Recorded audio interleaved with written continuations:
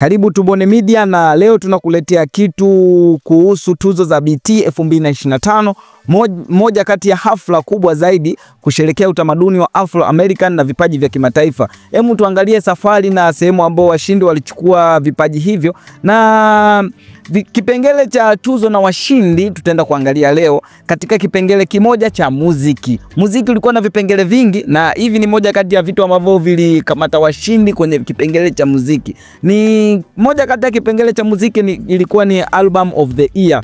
Album of the Year ilienda kwa Kendrick Lamar kwa albamu yake ya GNX.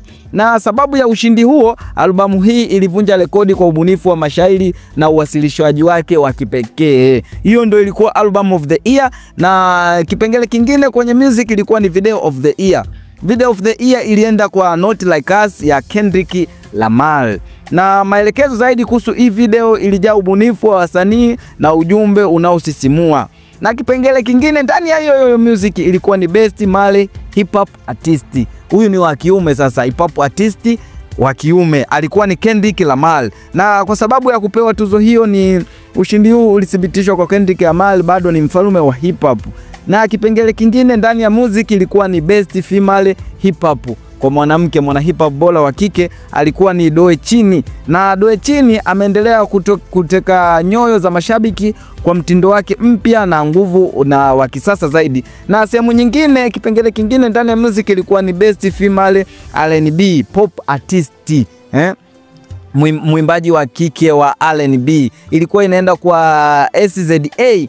Na nyimbo ya mwaka, nyimbo ambazo zilimpa tuzo ni kama Snows na Kill Bill, zilimpa nafasi hii ya kushinda Best Female R&B. Na Best Male R&B hapa ni kwa kiume sasa, na alishinda, mshindi ni Chris Brown. Na Chris Brown ni mwendelezo wake wa nyimbo kali na ushawishi mkubwa wa kijamii. Na kitu kingine ambacho ndani ya kipengele cha muziki ilikuwa ni Best New Artist.